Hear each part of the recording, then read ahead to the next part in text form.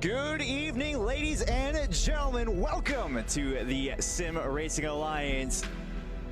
It's season 13. We are starting out tonight strong. As they do go side by side. It is the formation lap almost done.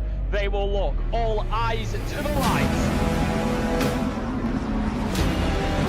That's going to be an amazing start. And we have a crash in turn 1 already. What's going on? On to the bus stop straight, goes for it around the outside. More contact behind, that is huge. A couple of gainers in that one.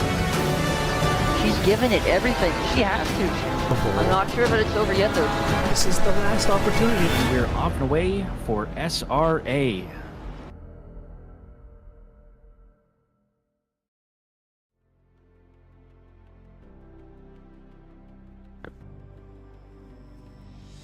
Good evening, SRA Nation, and welcome to Season 14. It's Division 3, it's round number 4, it's the infamous circuit known as Francorchamps. I'm Alex Marshall, joined by Cube Master and Trey Morgan, who is a brand new addition to the D3 box for the rest of this season. Of course, you'll have Mac Morgan coming in from next week as well, but Cube, it's been one hell of a season so far. We can look for a lot more tonight here at Spa.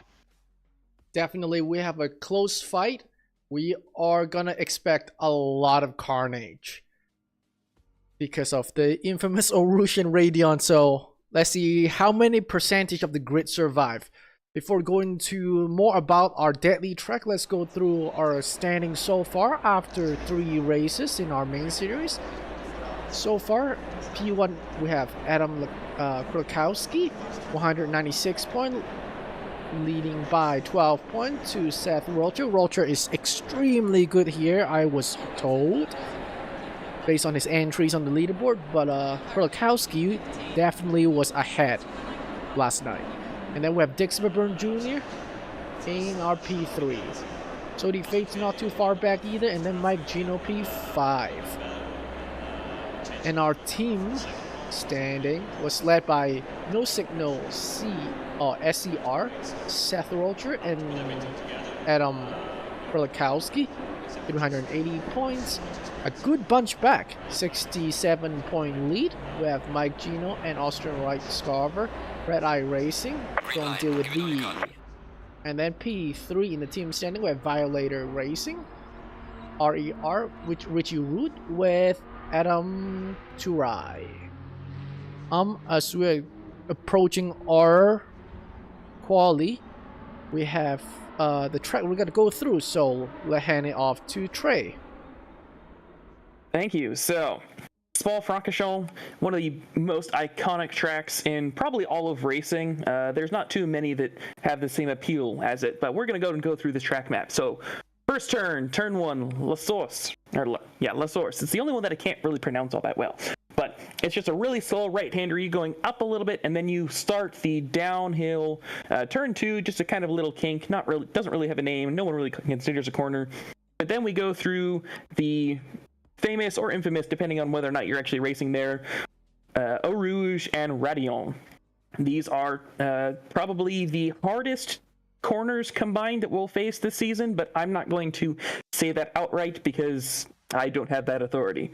After Radion, we have the Camel Straight with a little bit of a kink in the middle of it, and then we go into okay, so that's sector 1, and then sector 2 we have Les Combes, which is the left-right, or the right-left. Then we have Malmedy, which is the right-hander after that kind of chicane, not really. And then we have turn 10, which some people consider to be Ravage. I consider it to be Brussels. And then we have turn 11, which is the left-hander.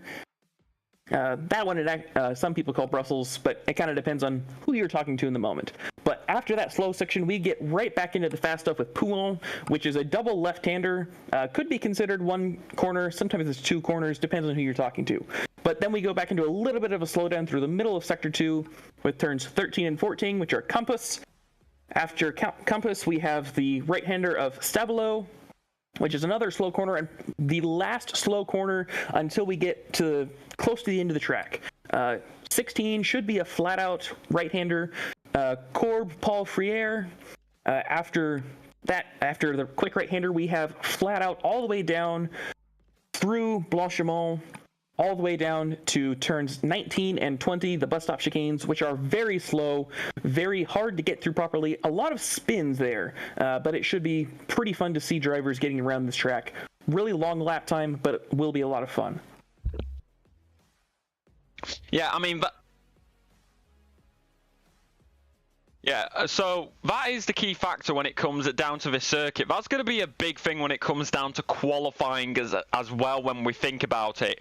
Because of the nature of the circuit and how long it is, how many lap times are the drivers going to be able to get in? About 3, possibly 4 laps will be expected with the way that qualifying is formatted.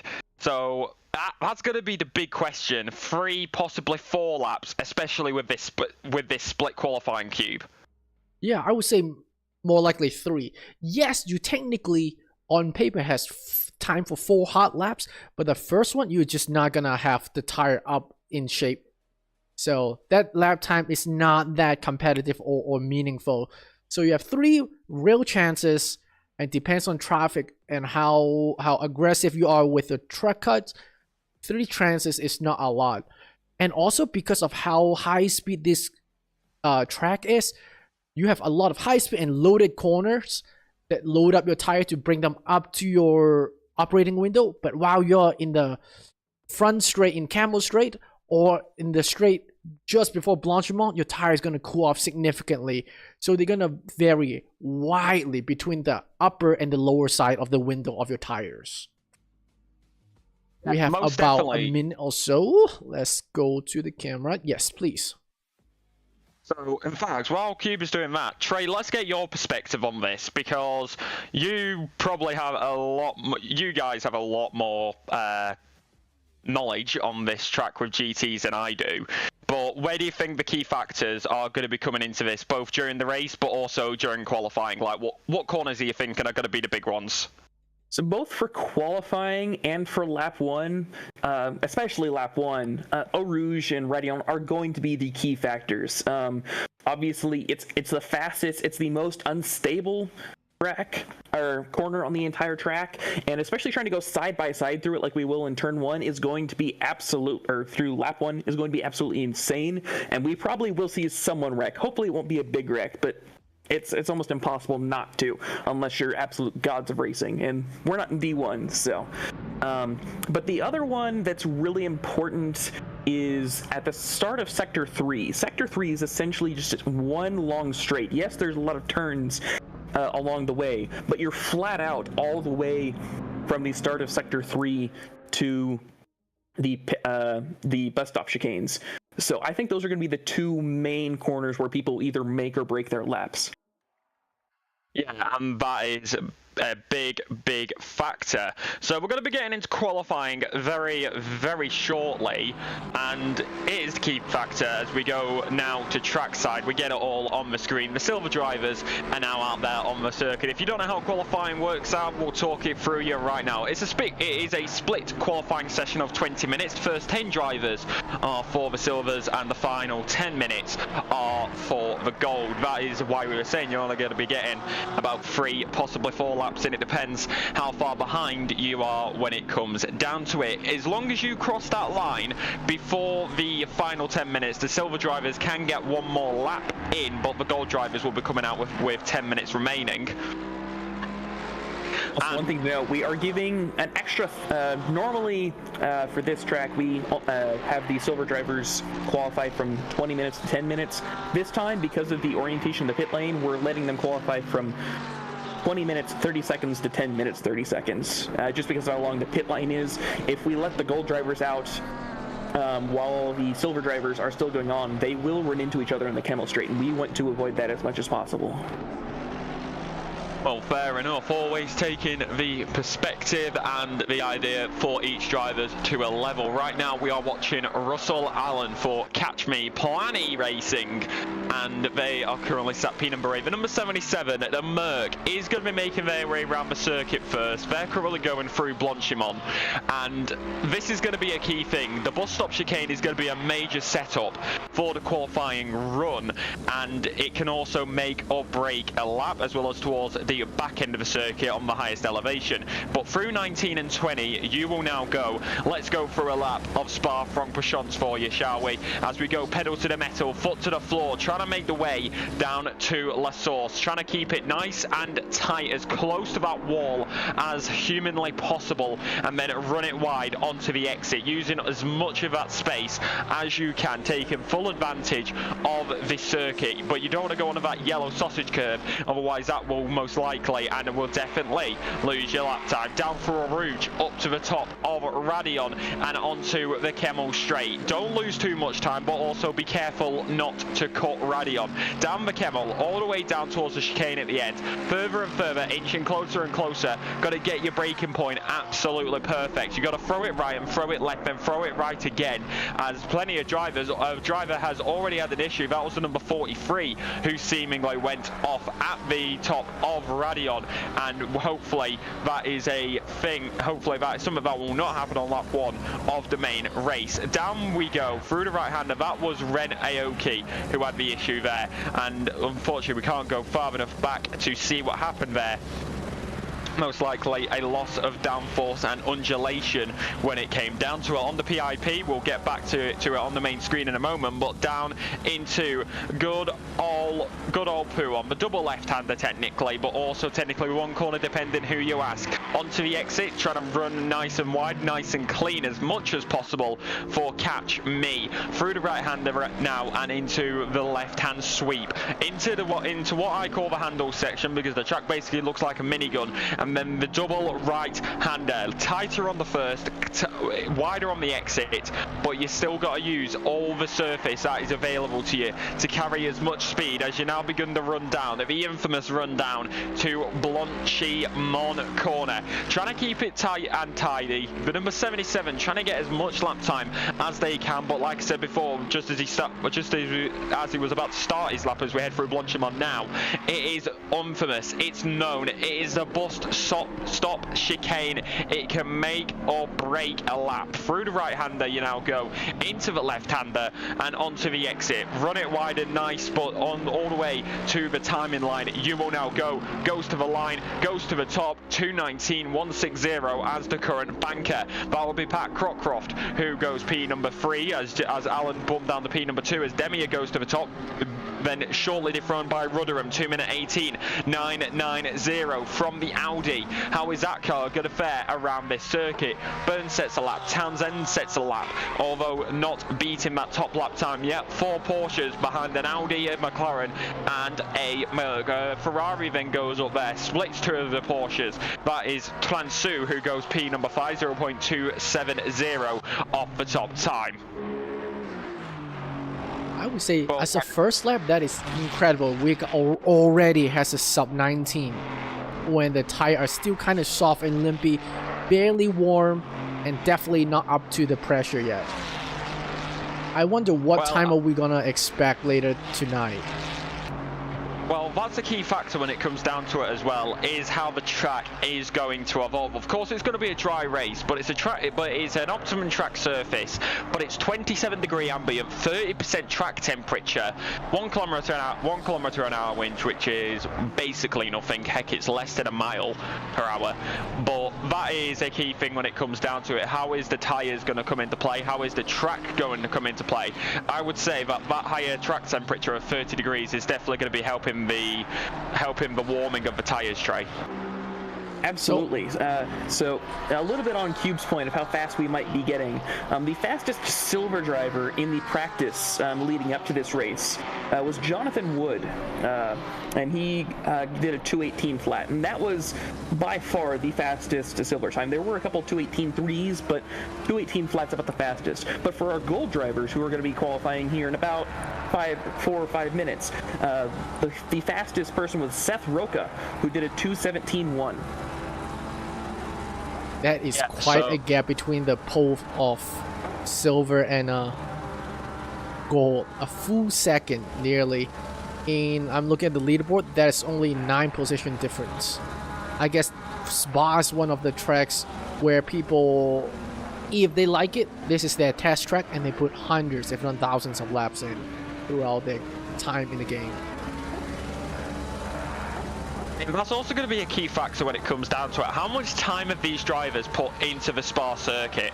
As it is going to be Jonathan Wood who goes to the top. 2 minute 18.270 for the 958, the Porsche.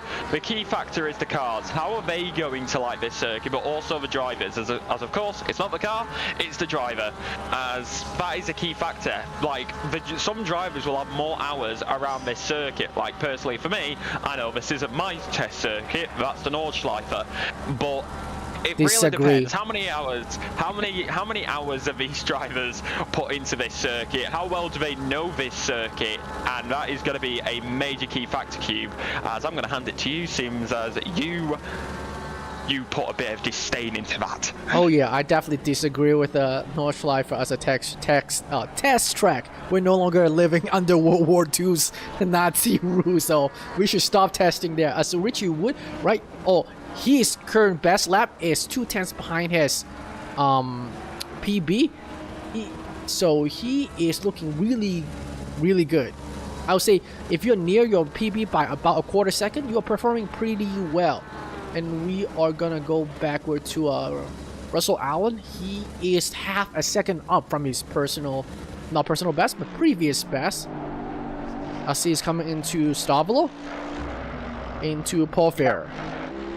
Well, his last lap was his best lap, so if he's half a second up, he's going to be getting that lap time in very, very shortly. Right now it's separated by less than a tenth to Jonathan Wood. The 958 currently set up top with a 2 minute 18.270. So if what you're saying is going to be correct, unless he loses all of it down in the bus stop, it is going to be a sub 2. It's going to be a 2 minute 17, which around this circuit can really not be understated. Through the left-hander on the exit of the bus stop, how much time did he lose coming out of that corner? Goes to the line, goes to the top, 2 minute 18.060. Exactly 0.210 now ahead of Jonathan Wood. Yeah, instead of losing time out of the chicane, he gains a 10th and a half at least. Bus stop is one of any hairpin or very slow speed corner 551 burn. I think he's just done. Yeah, I don't think it was an accident. Any slow speed corner, like hairpin, is gonna be a make or break situation since you spend so much time into it. Now we're on to Aoki, current P7, 4/10 up from his previous lap into the chicane. Excellent late apex. Good exit out of the last turn. 3/10 up, so buy him quite a few spots into P4, the second row. We see Townsend. Uh-oh. Is he out of fuel? Oh, I think he may have ran out of fuel. You don't usually stop there, and he has 20 more seconds. Oh, no, you said 10:30. Is that right, Trey? 10:30 is when silver stops? Yeah, so if they cross the line at 10:30, that's basically their end of qualifying. So they can finish the lap they're on, but they are not allowed to start a new lap. But the gold drivers can then start filtering out at 10. So about 5 seconds ago, they can start filtering out. Looking to the top of the times, Wood is 7/10 up on his previous best time. He is on pace for a monster lap as long as he can hold it. We thought he was fast already. Apparently he had some sand in his trunk that he just barely unloaded. He already did a PB, or 2/10 off his PB, so right now he's looking at 5/10 faster than his PB. As he coming into the second of, the first turn of last sector into Blanchimont. Blanchimont is just a kick when you're in low fuel. Realistically, it's just swing it round, keep it tidy. The bus stop is the key factor. And you were saying he is up, Trey. Let's see how much he does stay up. Right now, it is going to be Alan who sits up there to 2.10, but 0.210 at the top, goes to the line, goes to the top, makes it 0.368 to Alan. That is Jonathan Wood, who goes to the top with a 2 minute, and that is incredible. Well, not 2 minute, it is incredible, as right now we're going to get the last ones coming across the line. Now Jeremy Yaron goes P number 14, the 295, with a 2 minute 19.457. Who is going to be the last of a few drivers to come round? The last silver driver to come across the line will be the 720. It is going to be Sean Williams, a 2 minute 19.210 as their last lap, currently 0.805 off the top time. How much will they get an improvement, or will they be down? That's the key factor coming out of the bus stop for Champion Motorsport. He will come to the line, the last silver driver, and he will stay P number 3 with a 2/10 improvement, Trey. Yeah, he lost almost maybe a little over 2/10 going through the bus stop chicane, so really unfortunate there. But now we are beginning to see the D1 drivers begin their laps. We're going to go and watch Roca as he does his first lap.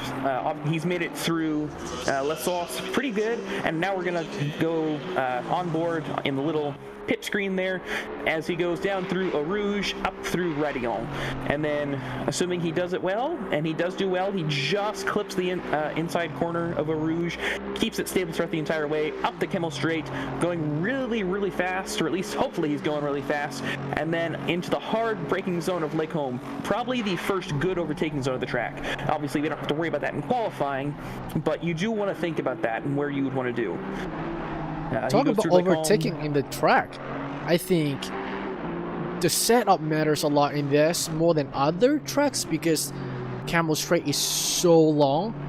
If you are in the big Wang gang, you may lose a good 5 to 7 kph down Kemmel Straight. You will be defenseless. Yeah, the toe at this track is really big, both down the Kemmel Straight and through more or less the entirety of Sector 3. So if you're able to get behind them with enough speed, you will be able to pass them. Now, there is a very slight possibility that if you're in the toe and you pop out of it, then you won't be able to have the speed to continue passing, so you might just be side by side through whoever you're passing, or whoever you're trying to pass. But most people aren't going to be getting toes in qualifying. Most people are pretty well spread out. I've been talking to Richie a teeny bit in one of our gold driver earlier. He's running no wing. So he is a big subscriber to wing. Sector 1 and 3. No wing. Yep. Man with no wing and big balls. I do not want to think about how horrible that will be to drive through Sector 2. Yeah, I guess if you're in a little wing gang, your thought would be hold on to dear life and occupy the racing line so they just cannot go around it. But it's hard here. We're no longer in Snatterton.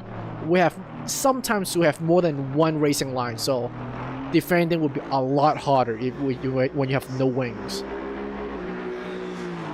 Yeah, well, it does not really matter when it comes down to it. Qualifying may be a key factor, but right now, by an exact 10th, it is Seth Roker who goes to the top. It's a 2-minute 17.592 as he now comes down the Kemmel straight. Karolski goes P number 3 with Boosterski in P number 10 for the next gold driver. Wood has put a very good lap time in there. He's currently split the 2 top gold drivers, being exactly a 10th behind the leader. Mike Gino currently sat P number 14 with that first lap being a 2-minute 18.812, goes very wide on the exit without a doubt in validation.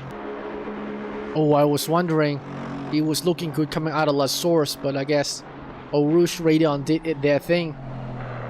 Track limit is tricky, especially it's hard to be aware of track limit sometimes coming out of Radeon because you're coming over the crest, you don't have great line of sight to the track itself, therefore it's hard to be aware of track limit.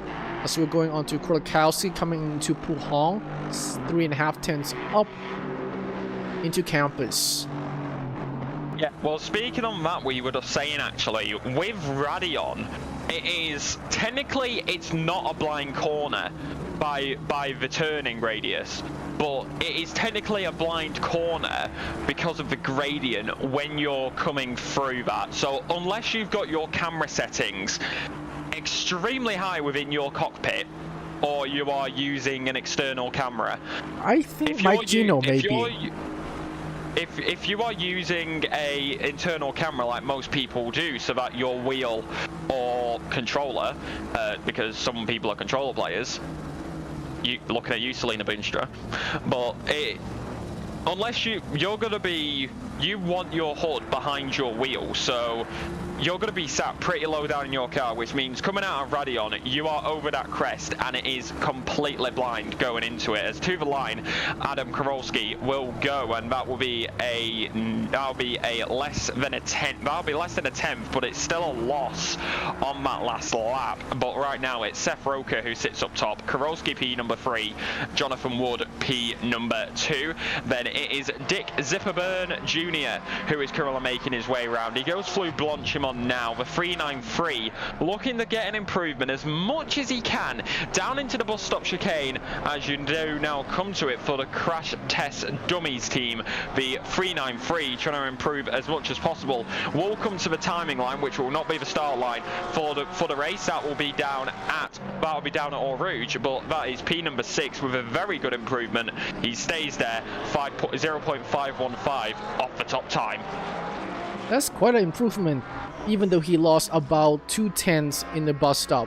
Again, to reiterate, bus stop can make or break your lap. He spent so much time. It's not just oh, that was big no, big cut, yup, invalidated. Bus stop is not 1 hairpin but 2, so it's kind of double dose of make or break it. And we're into Artem, bus stop again, 6 tenths up, about even. Oh yes. Oh, barely I not. He just slightly messed up for the end of the bus stop chicane. Yep. I apologize for that. Yeah, definitely. He lost it by less than half a tenth. He lost more than that margin in the bus stop. As we're talking about pole position about to get more pole position. Our pole leader right now, Seth Rocha, leading by just less than half a tenth, barely. He currently has a 3 tenths advantage of it from his last lap coming into Blanchimont. He is not only going to take pole, he's going to show you that you are nothing beneath me. As he's coming to the bus stop. He got a really good bus stop. He gained like 3 tenths just in the braking zone. He did. Oh, and then he loses it. Oh, he's still going to improve. Still good. He was up 6/10 at the start of the chicane, and then down and then he lost 3/10 through the second chicane. I really need to stop cursing jinxing people. Ooh, a Sodi fake came out from Stavolo and just aborted the lap. He had a dip his foot into the gravel and had oversteer. Yeah, it's unfortunate. Booster Ski went from about P14 to P6 with a half second improvement, as we are now getting toward the end of qualifying. So we got about a 20 seconds left for people to start their next laps. We are currently riding with Rigatoni. Once I switch this camera here, he is really getting close to that Mustang in front of him. One of the issues that I don't think we expected to have is congestion around the track. With other tracks like last week with Snetterton that are short tracks, you will have a lot of people getting close to one another. But I didn't expect that to happen here. As Rigatoni jumps up to P23, we got a few people still left going. As Rigatoni decides to slam himself into the wall, just have a little bit of fun there. Let's just hope his force feedback was not too high and he took his hands off the wheel. Two drivers yet to get lap times in, Savage and Watts. Savage goes to the line, goes P number 14, 2:18, something, because we moved away too quickly. The final driver is going to be DJ Watts. He's got the 810 just behind them. So we're watching towards the back of the pack now. I just want to point this out. Wood, a silver driver, is right up there with the rest of the gold drivers. He's in the middle of them, so maybe, not to give any doubt to the silver drivers, but maybe in a thorn in the side of the gold drivers here tonight, as coming through the left-hander, through No Name as I call it, or commentary as some other people call it. It changes names so many times, heck, who knows, but this one definitely doesn't. It is good old Puon, double left-hander, technically a triple apex or a quad, whichever way you look at it, and then down into the chicane. Watching on the pip as well, that is going to be a driver who will come to the line. And Trey, talk us through that.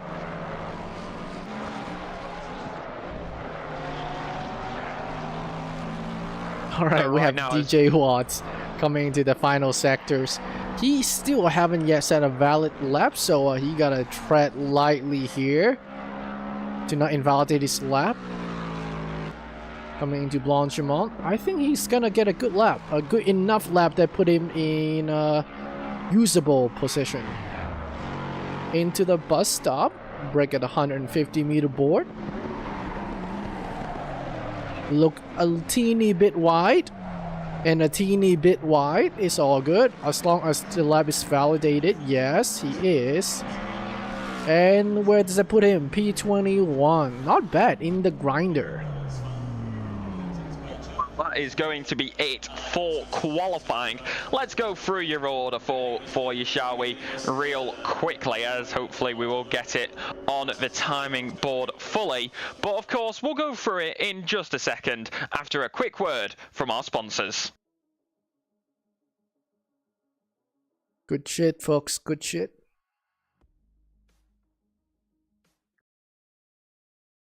A huge thank you to our SRA sponsors and title sponsors for supporting us here at SRA, as well as support from Documise, a modern business solution for product management. Go to documise.com to learn more today. And support from Retro Saga, a North American-based gaming company that provides accessories for your favourite classic systems, including Nintendo, Sega, PlayStation, and much more. Enhance your retro gaming experience today at retrosaga.ca.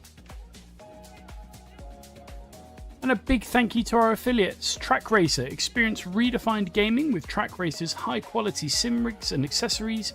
Use code SRATE at checkout to support us. Armamentario, a toolbox for ACC that will enhance your chance to win. Enjoy a fully customizable and enhanced HUD to change the way you experience ACC. AT3D Sim Shop. Upgrade your sim racing experience today with premium 3D printed accessories featuring precision crafted magnetic shifters, sleek cable management solutions, versatile stream deck mounts, and immersive dashboard displays. Their innovative designs enhance performance and style, elevate every lap with top-tier quality and craftsmanship at at3d.net. Go Setups, premium esports setups for everybody. Use our affiliate link on our Discord and take your drive to the next level. Castle and Cauldron, a home-based crafting business specialising in handmade Harry Potter, Fantastic Beasts and Fairy World collectibles. Magic wands, potions, mini dioramas, wall decor, costumery, cosplay and much more. Castle and Cauldron is where crafting meets the magical. Visit facebook.com/Castle Cauldron. And from KP Concepts, your source for custom automotive renderings, graphic design, and printing. We spend countless hours making you look all good for the spectacle. Check out kpconcepts.com for more.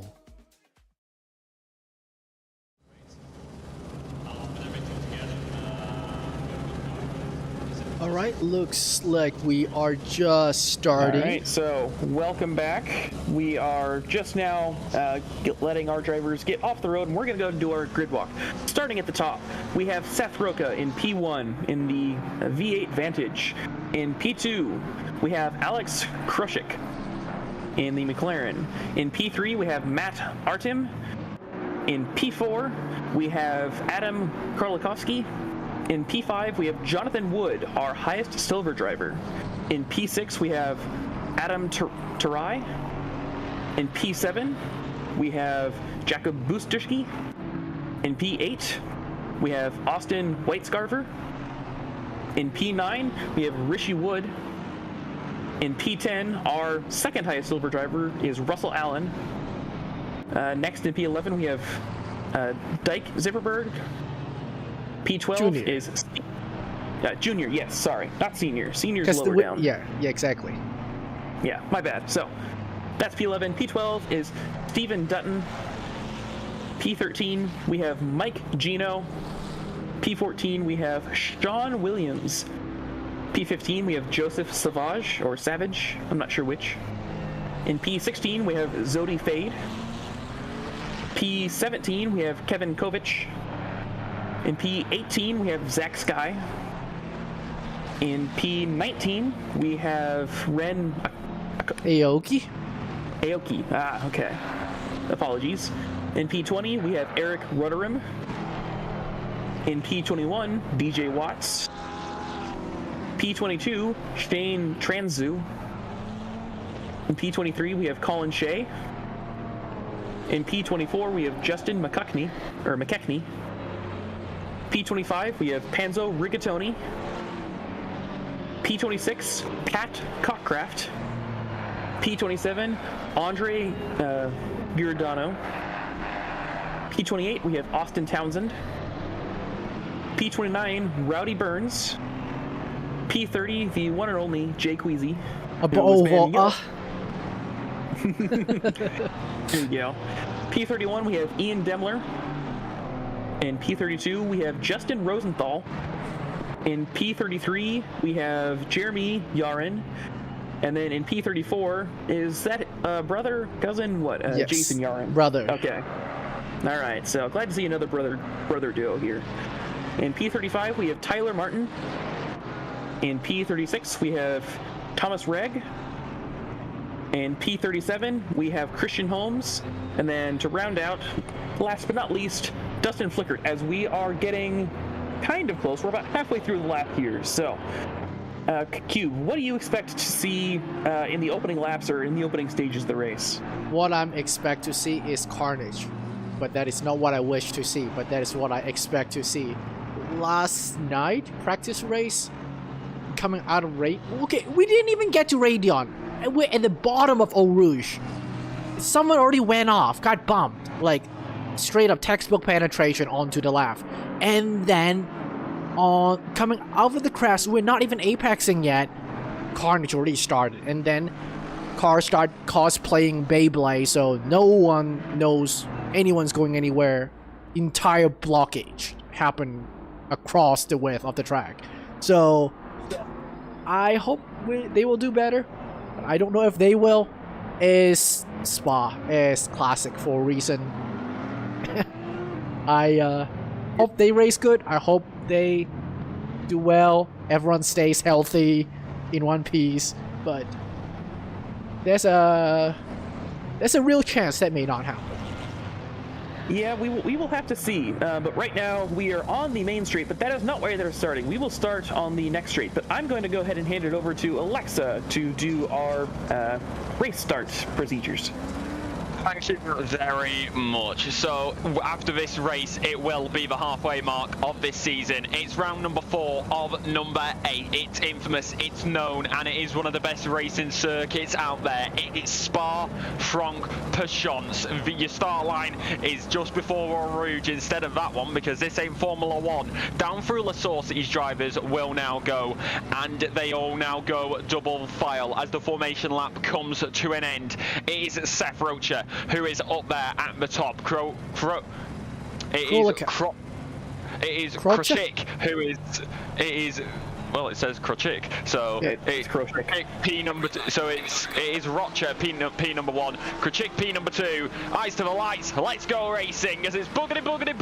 Let's go at Spa. Down in turn number 1. That's going to be an amazing start for the McLaren. Not so much for the Aston Martin. Nice and tidy through a Rouge up to the top of Radion. We've got the pip, and is it going to be an absolute storm? Is it going to look nice and tidy? Yes, it is. Everybody's through clean, but what will happen here? No! He's trying to make his way through. I may have. Alright, I'm gonna replay. Trey, go ahead. Stay up ahead. We are going to get a replay on this. We'll continue the live action. I made the commentary. Oh my god. I am so sorry. Oh my god. Ladies and gentlemen, it happened one turn later than I thought, okay? Ladies and gentlemen, welcome to the commentary curse. That completely threw us off. But so, we're not even less than 30 seconds after the race start. We're going to have to wait and see for the entire grid to sort itself out on the left-hand side. Mission Protect Pencil. Oh, Rigatoni has failed. I think he's definitely get caught in that. I think I saw a red Porsche as well. Yes, that would be Townsend. Townsend is definitely damaged. Let's see. And Rigatoni, oh man, he is not healthy. Let's see if I can get a closer look. Yeah, his front end looks jacked up. Fade Rosenthal. RTG, go straight back to the pits. They didn't even make it back around. They just had to RTG. Yeah, it's a long way home when you're barely at the end of Sector 1. I'm gonna hop back up to the leading fight. Oh my god, there's more yellow. I'm gonna replay that. Trey, stay with the leader. Let's see. We are in Port Fair, I think. Yes. We're side by side. Yup, and a classic pit maneuver right into the wall. Jay Savage and Kovac. That looks bad. That looks bad. A lot of damage. But at least they are closer to the pit entry right now than the folks who got caught earlier. We have 786. That'll be Sek Sky trying to replay that. Yeah, this is number 1. Oh, that's classic penetration from Martin. That is textbook. So much penetration happening. That is. Insane. I think we're on the wrong website. Right round, baby, right. Yeah. What did the marshal do to you? Why do you run him down like that? Right. Hey! I did absolutely nothing. Okay. No, it was Rotherham. I think it ran right into the marshal. All right, we're gonna go back forward. We have Kurlikowski chasing Turai and trying to keep Busterski behind. Is that Busterski? Oh, that's Wood. Yeah, it's we Wood. have quite a fight here. Yeah, good stuff. Good stuff. Into no name. We're in the lap 2 now. Everybody calm down. No more touching. No touchy touch. Let's bring it back to reality, shall we, after that major pile. I'm gonna go to... Oh, Yaron just overtook... a ball of war up from Queasy. Just overtook a Yaron. I'm gonna... Oh, that was displaced in Malmedy. Now the Queasy side by side with Yaron. I don't remember which one. And put it right in the inside of Broxos. Oh, that was clinical. Good pass. That was a nice clean move by Jay Oh, Creasy. but Yaron got it back though. Hey, that was the demanded screen time that Creasy wanted. Exactly, So, he would be shown no further. There will be no further Queasy coverage on this race as we head now down to Blanchimont. It is Dick Zipperburn Jr. who's already up against Williams, looking on the exit, trying to look for a move down the inside. Bus stop is going to be right there with him, coming down closer and closer into the braking zone. May look for it on the inside, but opts to not do so. So many drivers in the pit lane, as you can see on the mini map. I'm pretty sure that looks like at least a quarter of the entire grid, with no surprise after that major lap 1 carnage. Down the inside will go I'm going to replay Jay Wood. We'll get the Cuphead livery down into the braking zone. We get Jay Wood here. What happens here? Is this a mistake? Is this a mistake? Goes deep into bus stop, tries to keep it nice and tidy, but the Merc is right there with him. Wobble on the exit, Merc flies past. That is extremely unfortunate. And then Jay Wood loses out another position as the Aston Martin looks for the inside move, sticks it on the inside, stays on the inside, goes through, and he is also gonna lose out to Alan just there.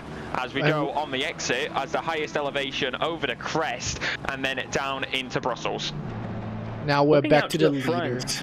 Yep. Krochik and Roca are fighting a hard battle here. Not too far behind them, Krolikovsky is only 3/10 behind P4. So there's a lot of really close battles going on just about everywhere. So we apologize for not able to cover exactly what you're wanting to look at, but there's just so much action going on. It's hard to cover everything. Yeah, the battle definitely happens up and down the grid still, even after the lap 1 carnage, and our leader is still fighting. Looks like Dick Zipperburn Jr. just overtook Sean Willem. I'm gonna try to replay that. We're at Puhong. Oh, that's major oversteer from Sean Willem, and easy pass into. Oh, that was still in Puhong 2. That was easy pass after oversteer. Even with that oversteer, that was a great catch to that was not good catch, just completely spin. Yes, absolutely. And we have Krolkowski still chasing to right. Please, go ahead.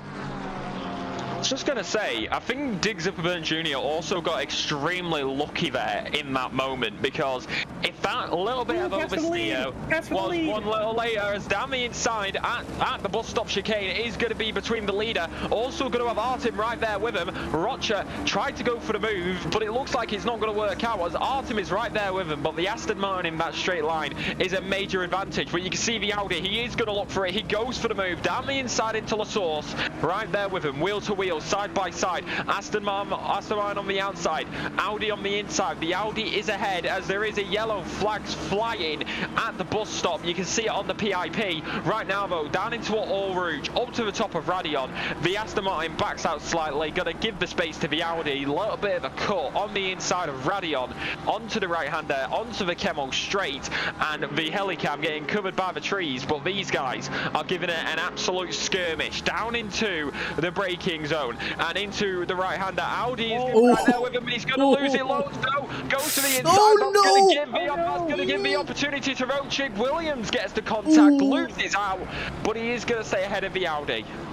That was quite a fight, and I think it was extremely smart of Rocha to back both the Aston Martin and Audi up right at the Radion, and because they are not likely going to go side by side and give himself more room. Too bad he oversteered out of Lacombe and Malmedy and lost significant time to Krolchik. Now, how much time is there? There's 1.7 gap between P1 Rocha and Krolchik. Because of the oversteer, now Krolchik has to contend with P3 Matt Artem. There was quite some chaos in the PIP2 picture-in-picture. What was it in the bus stop? Looks like. Yeah, it looks like there was some penetration that happened in the bus stop. I'm not entirely sure what happened though. But two people spun through in the middle of the bus stop, so not a good time. As looking out front, we have a little bit of a train here between P2 and P9, even P10 really, as Wood and Zipperburn are only about a second or so behind Allen and respectively. So all of of P2 to P10 within about 6 seconds of each other. Home have overtake on Jeremy Yarn. I'm trying to replay that. That is into campus. Oh wow, just outbreak him through the outside on campus 1. Oh, P2 spun. Oh yeah, we no. saw on the PIP, you saw it right Is that there. Turai? That is yeah, that. I'm gonna replay that. That's Adam Taraj, who has. Oh, that was contact onto the inside. You can see the 2 other drivers there. Was that a bit of a punt or overspeed? That might have been a punt. That may have been a punt, or it may have been overspeed going down into the bus stop. That's sending him completely into the barrier. The left-hand side of that car is going to be extremely. I'm gonna go take a look at his bum. Heading down toward Rouge, up to the top of Radion, and over and through, over and to the top, down to the Kemmel Straight and towards Lecombe. It is going to be a little bit of slipstream out of nowhere though. That's going to be Mike Gino, who is going to be right there with him. Gets one move, gets the second. Now here comes Dutton, trying to get past Taraj, but it is unlucky as that is going to be, as actually, does Taraj? Yes, he does, goes wide on the exit. You got to be careful. You got Mukegni, who is going to be right there with him, goes down the inside, gets the nice move done, and that is nice and tidy. We're going up a little bit with Russell Allen, I believe. Oh, and then here we have Cuphead's Krolikowski. Not Cuphead. It's Cuphead White Scarver versus Krolikowski into Puhong. Looks like it is solid. Krolikowski got the inside. Please no touchy. Please no touchy. That was still barely within track limit, I believe, from White Scarver into Campus 2. They are still side by side with significant overlap. Now White Scarver's ahead. Neat exit. Krolikowski probably gonna have to prioritize a sector 3. Yes, excellent apex out of Stavolo. See if he can chase down White Scarver's Cuphead in sector 3 with a toe. Dutton got a yellow. I'm trying to replay that. He was in P14, maybe a slight oversteer. A lot of curb can happen. Nope, not quite. Oh yeah, a little oversteer. What? I'm trippy. Yeah, I don't know what happened there. Race control tripping. Yeah, it just does that sometimes. And now Dutton is still chasing down Turai. Peek to the inside. That compromised him a little bit though. Turai after the penetration come right into the pit. It was a long way around to the pit. Now Dixon Burn Jr. is chasing down Jonathan Wood. Porsche versus Porsche. Yeah, a good camera, good camera. I'm gonna go this way.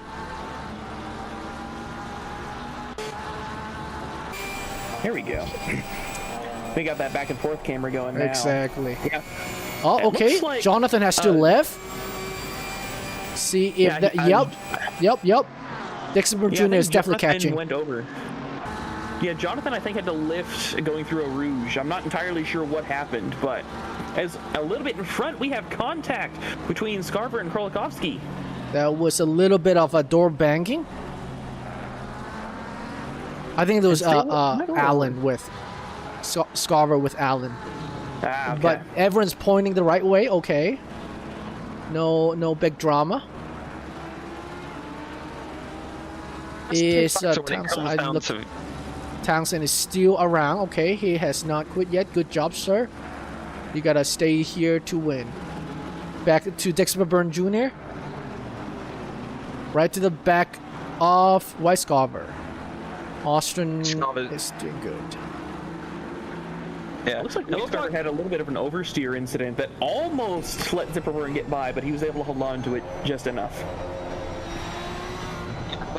Right on the exit, a little bit of a wobble there for the Aston Martin, so it didn't seem like they were going to work out that much, but down into the handle section, as I like to call, and then you begin to run down to Blanchimont. This is the thing though, which of these two cars, the Aston Martin or the Porsche, which one is going to have the advantage? Seeming like the Aston Martin had the advantage on the exit, but the straight line speed, who will come through? Will it be the cut V6 gears of the Porsche, or will it be the Aston Martin in front? done. Down through Blanchimont, they now go with a little bit of a flick through the left-hander. Down into the braking zone and try not to make contact, not penetration. And then through the right-hander, a little bit, Wood was right there with him, almost makes contact just behind. Down into the braking, down and through, down the grandstand at the start of the straight. And it is now down into La Source. These drivers are having a nice clean time, but key factor, Seth Roker up at the top, 2.964 now. 2.964. Yeah, he's got a good 3-second gap. Now, of course, at a track like this, that can go away very easily with just one little mistake. And it looks like we have another yellow flag somewhere. Yeah, in the bus stop, I'm gonna try to replay that. This is in Daimler. Oh, that's a little optimistic. That should be Rotherham, I think, who got spun. Neither of them has pit. It's Rotherham's gonna go in. Yeah, wise choice. I like that. And then White Scarver has a quick yellow. Oh, did he just straight up got disconnected? I think he got disconnected, but he's back on track now. Oh, weird. Okay. It's a miracle. I mean, I guess it's just after Easter. Stark, I don't feel so good at the moment. As on the exit through No Name, and he's still got Dick Zifferburn Jr. right behind him. But honestly, can't beat that. A good old fight between the yellow and the red. It's a shame one of them isn't blue. Then you would have a classic football rivalry. And What yes, team would it's that be? Not soccer. Okay. Oh, don't even get me started. Morecambe Barrow, Liverpool Everton, City United, Arsenal Chelsea, Ham Chelsea, loads of teams in the UK. Blue and red is the most used colour in football kits. I see. Though I agree, it's football though. A ball that you actually play with your, feet. Oh, hey! Instead of hand. Hey! Finally someone we're talking about.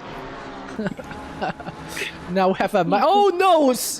Okay, just tripping. White Scarver has got a yellow again, but we have Mike Gino chasing Richie Wood.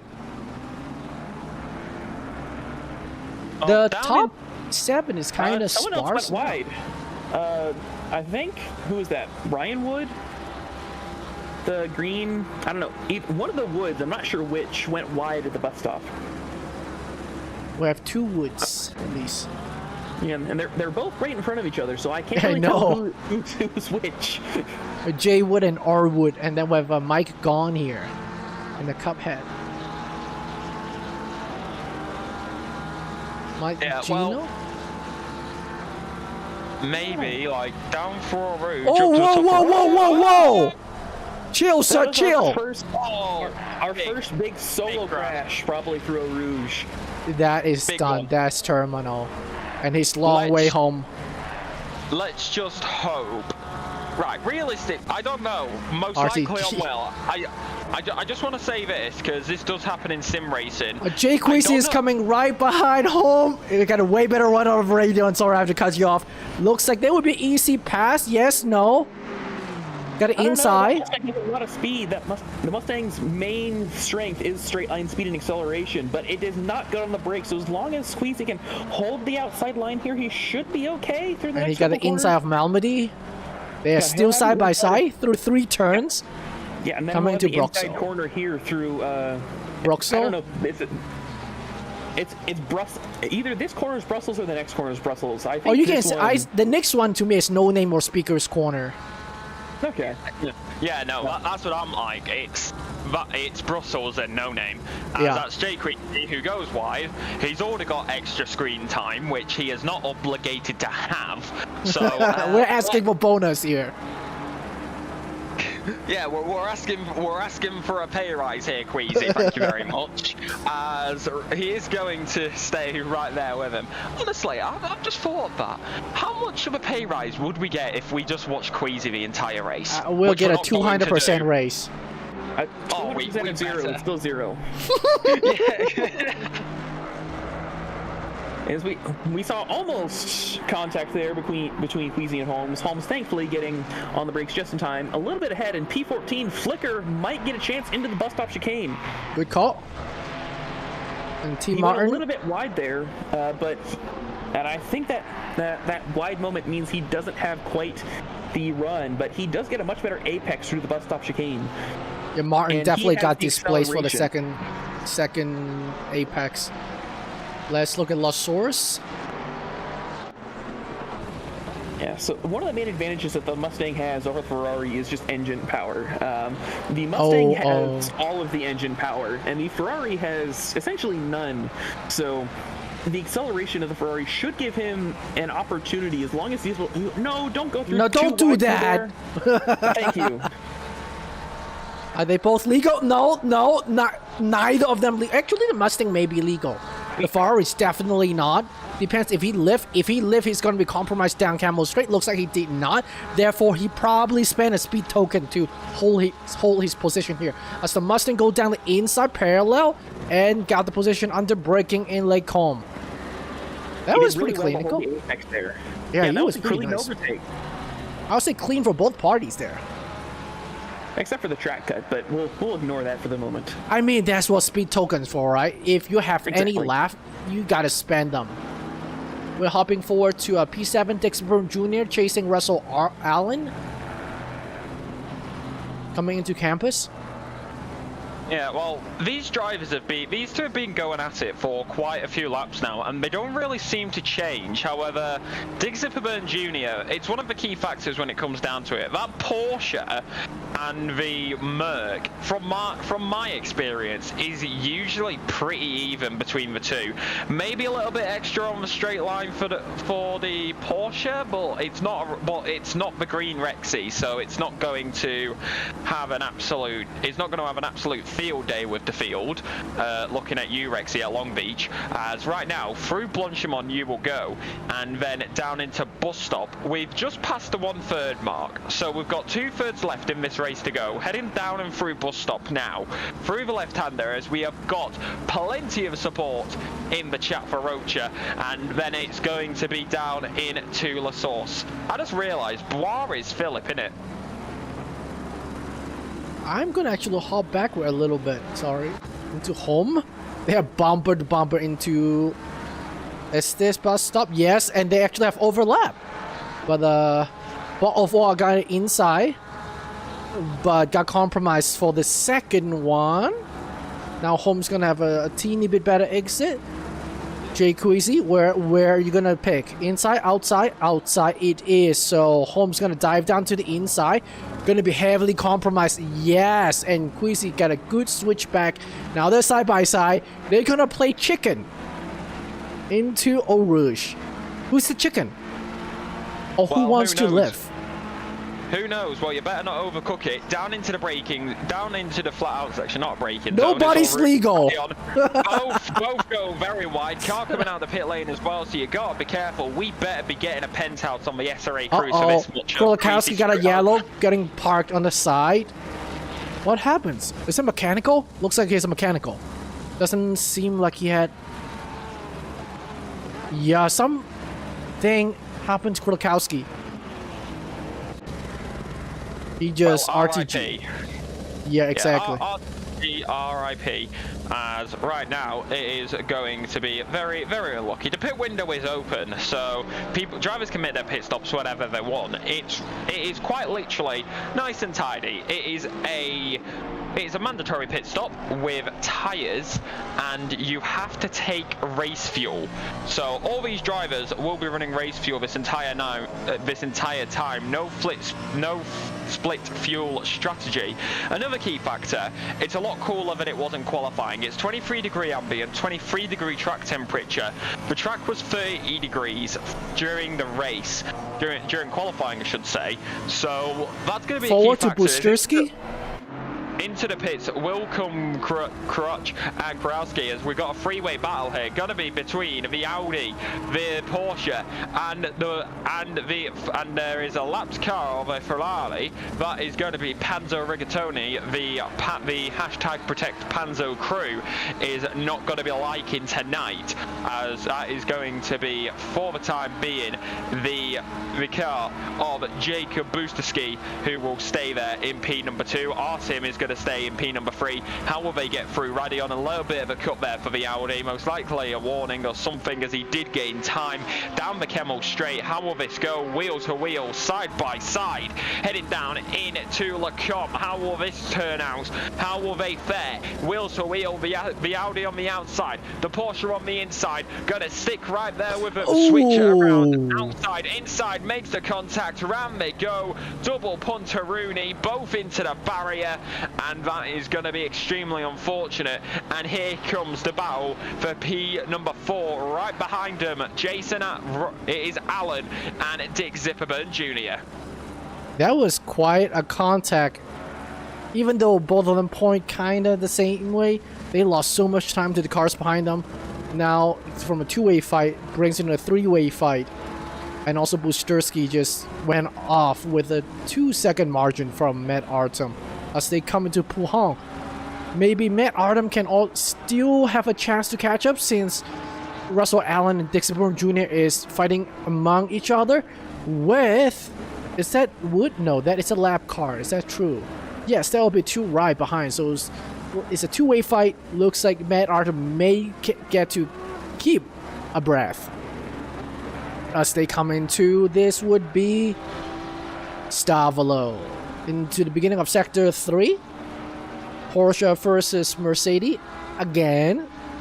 That rear of the Mercedes gonna look pretty familiar to Dick Zipperman Jr. by now, as they have been staring at the back of it for a while. And Matt Artem in front got a nice 2.5 gap as we gonna break for the bus stop. Oh, our lead is going to the pits. Roca into the pits. Dick Zipperman Jr. in the pit. Yup, I'll say about right. So we are in lap 11. Maybe a lap earlier than I would think. It's gonna be a 26 lap race. I would probably pit at lap 12 or 13. It's a long lap, so 11 maybe a tad early, but it is not exactly wrong either. So, and we have Transu also in the pit. Dutton in the pit. Busterski, RP2 in the pit. Yeah, well, here's the thing with this. The average pit stop on any race is going to be about from 35 minutes to 25 minutes. And that's going to be that's when most people will opt to make their pit stops. With the length of the circuit, those fresh tyres can be a key factor. But another thing you've also got to consider, we had that major pile-up on lap number 1. So have there been drivers who have been carrying some sort of damage from lap 1, and as such, they know that the 10-minute window of 35 to 25 is the usual pit stop time. So have they been carrying that and have opted to pit at the start of it to get rid of that damage as well? So the main thing for pit stops is you're wanting to try and create an advantage with the person that you're fighting. Normally, in our case, that's going to be an undercut, because defending, at least for the most part in the tracks that we've been at, defending is a lot easier. And when toward the end of the race, when both drivers, or when all drivers have really old tires, the difference between old and older isn't really that big, especially with these drivers not driving 100% perfectly all the time. Whereas the difference between old and new tires is very big, and so the undercut is normally the better option for if you're trying to create an advantage with whoever you're battling. But also the other thing is, since we don't allow refueling, you're going to get a lot more tire wear in your first stint, because you're just going to have a lot more weight in the car. So pitting at that 35-minute window is... well, maybe I'm not going to say it's the perfect point, but that's where I try and aim my pit stops whenever I'm doing stuff, because that way the tire wear balance between the super heavy first stint and the not so heavy second stint is kind of balanced out. Ooh, Aoki got an oversteer. Yeah, massive oversteer, but that's just Porsche things. Porsche things, as that is going to be Artem, Alan, and Gino all into the pit lane. That will give Wood the advantage, and that will give him the race lead. Silver driver leading the race for the first time in this evening or morning, wherever you're at, depending on your place in the world, as down to Origin up to the top of Radion. This is the key factor. There's not going to be a lot of battles. This is probably going to be one of the key ones here, as everybody's making their pit stops. But this final half of the race is about to become a whole lot more interesting. Almost all drivers will be driving without damage, fresh tyres on the car, race fuel dwindling down, so I would say that this second half around Spa is about to become the major factor as we continue now down towards La Com, as we watch Thomas Ray for Happy Hour Motors trying to make his way through to Yaren. Yeah, speaking of pit strat, we have the top 10 car, actually top 7 cars who has not pit. The rest has took their mandatory pit, and I see a yellow from Stephen Dutton. The most likely race controls was just tripping. Yes, a firm. Back onto Yaren, chasing Christian Holm. Onto the pit strat though. I agree that pitting a lap or two is the best on paper. That would probably yield you the best overall race time. But I think in this sim, ACC, we all usually favor overcut rather than undercut because of how long it takes to warm up our tires. It takes 2 laps to get your tires back into the window to have a competitive lap time. I'm going back to Allen, Russell Allen chasing Dix Burn, P11 and 12. Our tire usually takes at least 2 laps to bring it back to the window, and if you don't have traffic, both the pit car or the car who's staying out, their tires can be worn, yes, but we're only doing half an hour per stint, so the tire is still going to be way better than a cold tires that is coming out of the pit, which take 2 laps to warm up. That slightly worn but warm tire is going to perform better than the cold tire, and the overcut is by 1 lap, maybe 2, is going to favor the overcutter in my opinion, which makes it fun as it contradicts with a better overall race time of pitting just a lap or 2 before the halfway mark. So ideally, you do want to pit just a lap before halfway mark, but you don't want to do that because you don't want to get overcut. And I think that contradiction create fun race strat, as we have another yellow 720. That would be Stephen or Sean Williams. See if I can replay that. He RTG, I believe. Oh, interesting. He just parked at Puhong, looks like. I wonder if he has a mechanical for IRL. And we have Jason Yaren chasing home, still into Malmedy. Yeah, so that pit strategy is a really interesting discussion. I personally don't know how it is in the upper levels, but in the lower levels, the worn tires are very much more a concern than underheated tires. But in a race like this, where you're kind of in the dusk and where the track is kind of lowering in temperature, as we can see in the top right corner, the track in qualifying was around 30 degrees C, and now it's down to 23 degrees C. So that tire warming is a bigger issue now than it would be earlier in the race. Like last week's Netherlands, when we race on the surface of the sun, your tire's going to come up much quicker. Therefore, the undercut strategy is going to be slightly more favored than it usually is, or like this week. Well, I mean, that's the thing. If you prioritize an overcut or undercut, it doesn't really matter which is more favorable either, because even if you get locked in battles, you still got to be careful and decide where the drivers are going to go. So realistically, it depends what the driver is realistically thinking. As Seth Roker is still net leader when at this current moment in time. The battle we are watching is Jason Yaren chasing down Holmes. It is a Ferrari versus a Ford Mustang. It's a checkerboard at the top of a Porsche Ford, Ferrari, as that is going to be Aoki, who will come into the pit lane now, as well as Jason Yara. I'm going to be calling the pit boxes over the radio. Box, call your pit. right now, going to be continuing here into the pit lane. How will this pit stop fare for Jason Yaron? This is also the key factor with Spa-Francorchamps, how long the pit lane is. So you've really got to think about where your pit stop, where your pit box is as well. How are you gonna conserve those tires? As realistically, you're taking fresh tires, you're gonna be able to. Your tyres are going to be a lot cooler if you have an earlier pit box, because you got to go down the pit lane a lot further. As right now we are watching Zach Sky chasing down Rosenthal, down past the pit lane, down toward Rouge, up to the top of Radion as the sky turns orange as the sunset sets in behind the clouds. Beautiful skies over the Belgium countryside. Heading down the Kemmel straight now, looking and further. All you go towards Le Comte, and closer, looks to the inside, goes to the inside. Ferrari takes the advantage, takes the space, takes the time. That's how you do it. Oh, and then he gets oversteered. I was surprised that Sky got an advantage out of that. He was massively cut. I wonder if he spent a speed token on that position that he didn't get to keep. That would be quite expensive. I think so.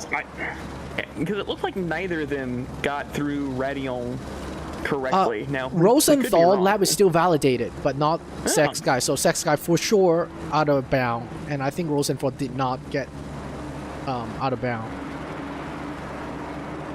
And we have Kurokawa.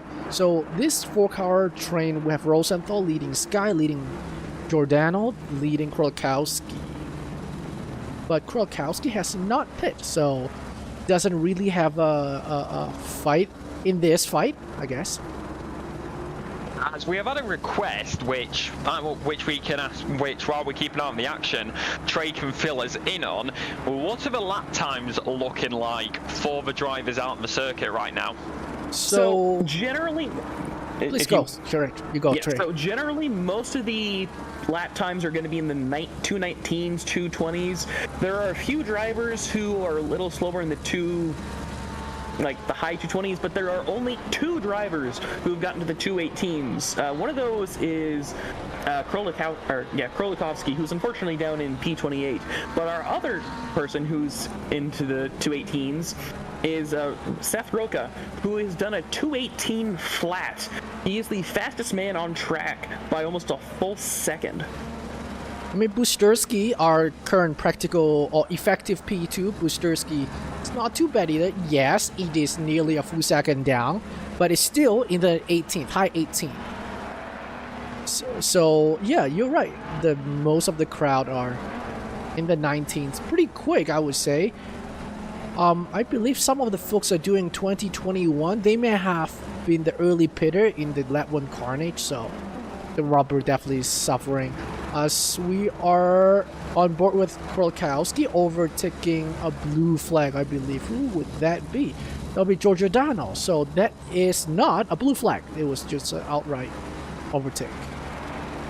Well, a key thing I want to point out here, Kurakowski is down in P number 28, 2 laps down. And I see. And he hasn't made his pit stop either, so I think something happened here. Has he disconnected from the server? Yeah, he RTG. He parked on the side of the road and then RTG'd.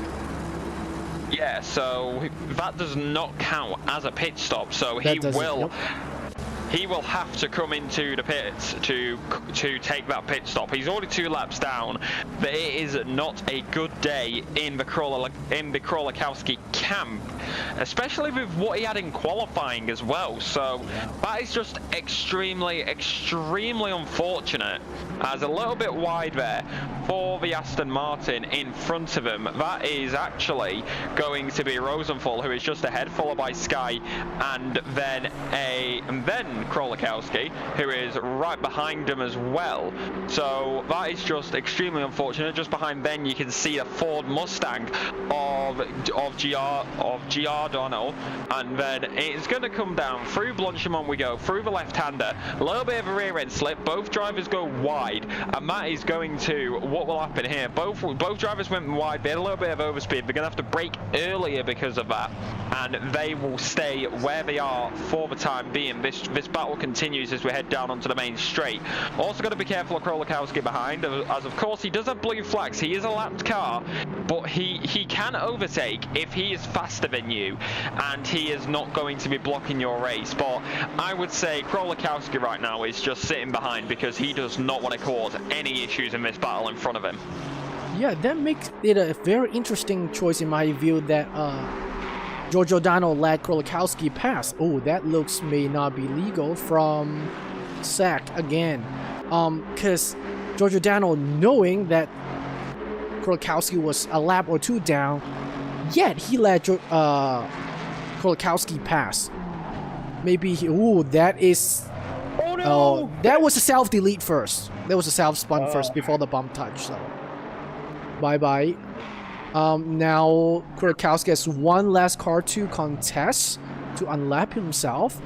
Maybe that would make it easier for Rosenthal. Yeah, Rosenthal just either let Krolakowski pass or he made a mistake. But either way, I do believe Krolakowski has the pace to just pull a 1 second gap, and then Giordano would be back in the fight with Rosenthal.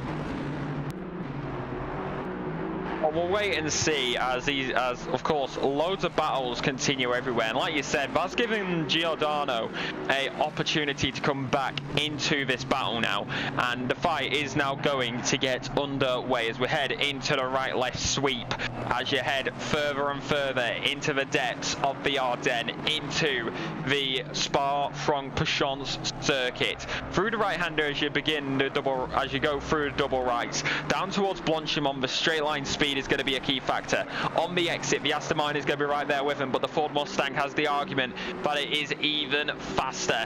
Onto the throttle, pedal to the metal as they put it to foot the floor, and then into Blanchimont now, then through the left-hander and into bus stop. Where will these drivers have that opportunity to get a pass? Where will they have that chance? Where will they decide that they need to get it done? Because one position can still help you out in the championship, as the race leader seemingly into the pit lane, as it is saying on the left hand side, but I'm pretty sure he's lost that now. We'll wait and see where the 958 will continue and come out of the pit lane in just a moment's time.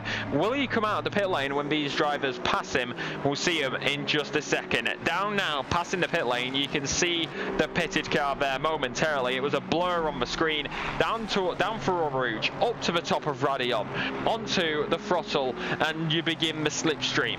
Who has the advantage, the Ford or the Mustang? The Ford or the Mustang, that is the question. Heading further and further, it is the slipstream, it is the drag, heading down towards Le Comp, down the inside, goes for the move, gets it done. That is nice and tidy. Giordano up in a P number 24. That was quite a good pass. I wonder if P25 Rosenthal, I should say. Yeah, if Rosenthal had to lift from one tire or slightly inaccurate line through Raidillon.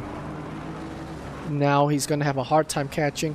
I'm gonna go ahead to P13 to McKechnie, chasing down a ball of water Jay Queasy into the source.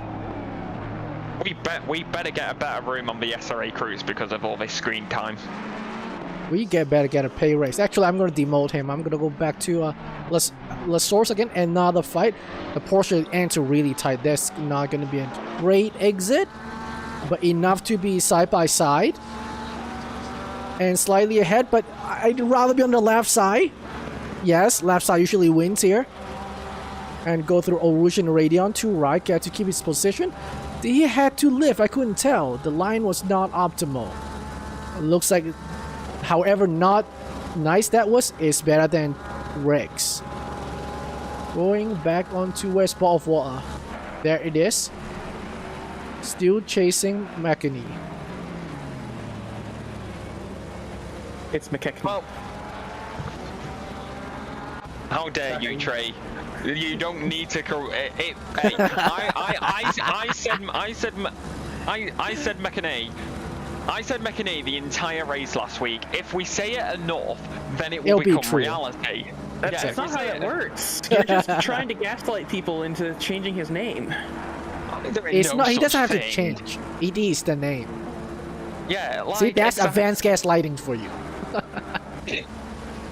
Hey, to be fair, out of anybody, I've got the argument that it's just my accent. Okay, I've got that argument. Not only am I British, but I'm also.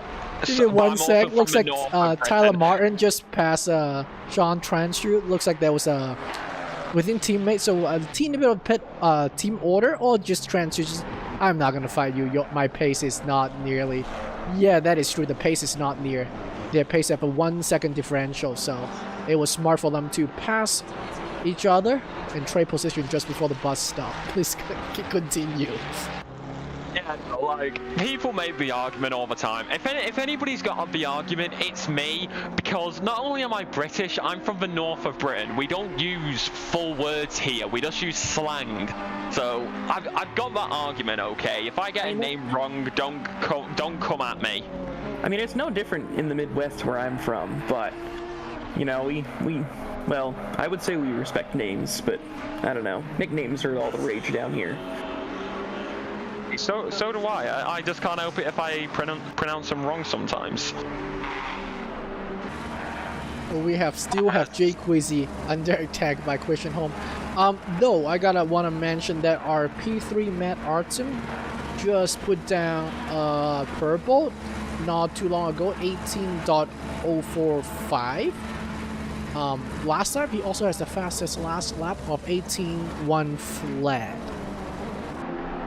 Though he's actually, what lap are we on? We're lap 18. Oh, we still have some. 25, 26, 8 more laps. He may catch Busterski. Actually, there's a good chance he catch Busterski if he keeps the current delta. Well, that is a key factor. Who is going to be able to catch who throughout the rest of this race? Because we've got 14 minutes, 40 seconds remaining. Yeah, so I mean, if getting a podium fight or a fight within a podium would be cool. Actually, we may have said enough. I don't think so.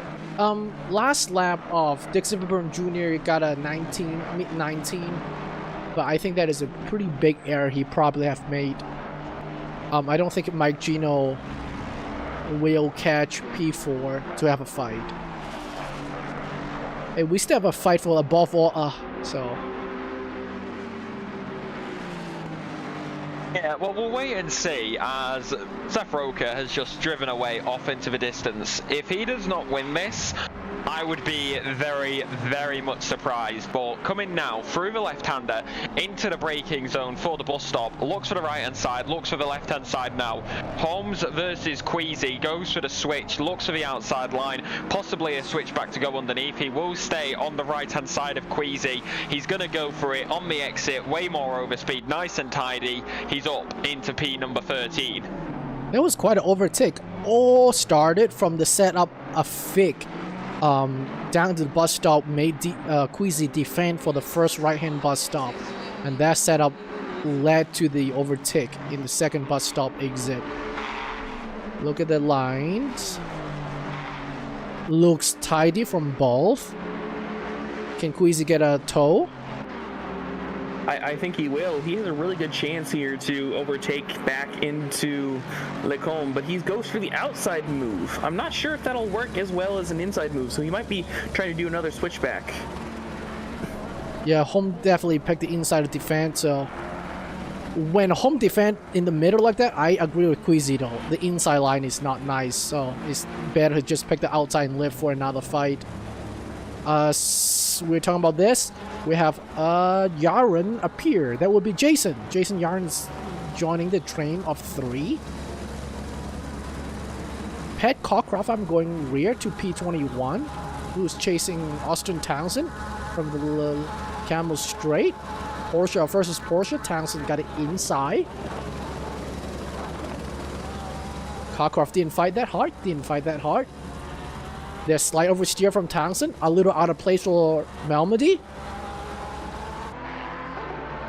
Yeah, Oh, that's heavy defensive gesture.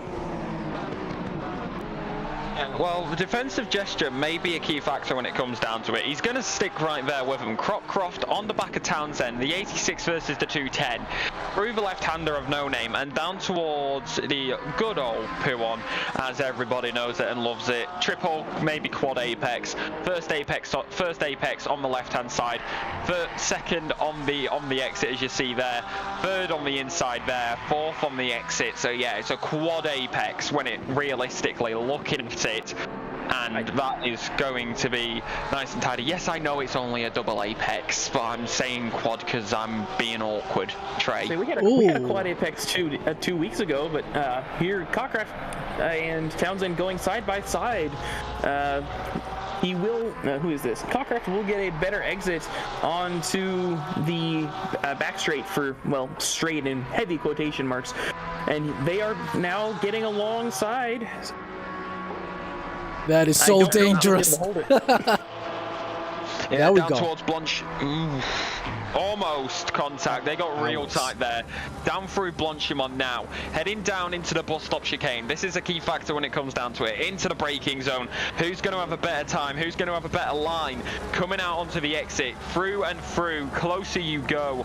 Onto the exit. Time to get ready. Time to get going. Time to rumble. As you go further and further. Goes to the outside. Looking for it. Down into La Source. He's got that extra bit of overspeed. Trying to get it on the exit. But the inside line is going to give Townsend that little bit of an advantage. Touching the sausage curve, that's going to cost Cockcroft time. Townsend with a mega defensive play as he saw what Cockcroft was doing, and he very much said, nah, not on my watch. Heading down through a rouge up to the top of Radion. Little bit of an undulation there for Cockcroft. It seemed the ball already got the overspeed onto the throttle. We look over the rear wing now of Austin Townsend, the inside camera of Townsend, as we look over as the inside camera of Cockcroft, I should say, available to you on the PIP, and it is one hell of a fight that these two drivers are having as a good old Porsche on Porsche battle with the sound of the cut V6 gears.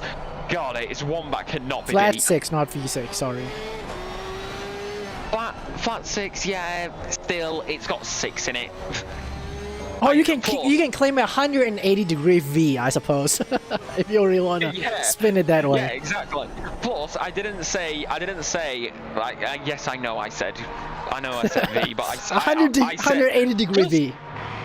Yeah, exactly. Some weird definitions of numbers here. What do you expect? I'm British. You guys use number differently? I can just use that. I can just use that as an excuse for whatever I want because America and Britain are totally different. So, and even though it's German, even though history says otherwise, thank you for the wood, as right now is gonna be P number 6 for Wood up there as well, currently chasing down P number 5, 0.360, separating those two drivers. You can see Jonathan Wood there versus Mike Gino. These two drivers, we've been watching the Porsche versus Porsche for a little bit, so let's watch another Porsche versus a Aston Martin. Oh, Cockcroft just got Townsend. I'm gonna replay that at the bus stop. Of course it happens as soon as we look away, as right now, coming down into the bus stop, we got the replay here. Is it Townsend? Oh, Townsend overbroke himself. Just free spot.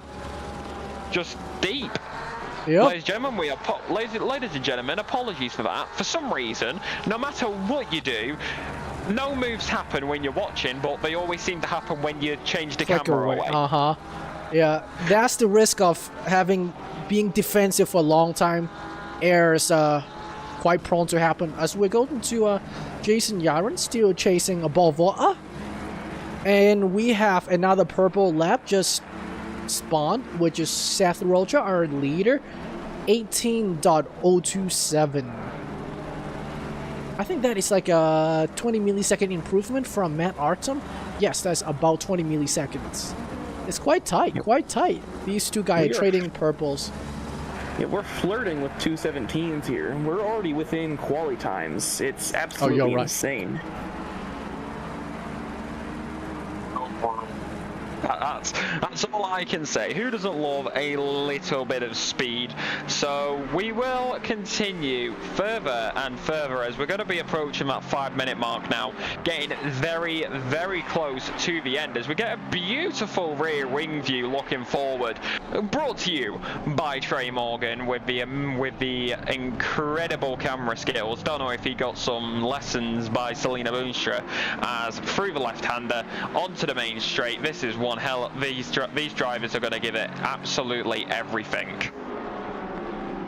Yeah, it's going to be a even tight giving it fight. everything. Nice clip of the Apex. It is so hard when you are fighting someone with equivalent skill and equivalent car. It's just come down to patience. And yeah, patience, it really is. Oh, cars are starting to speed up and bottoming out through Radeon. See if Jay Queasy has to defend for this.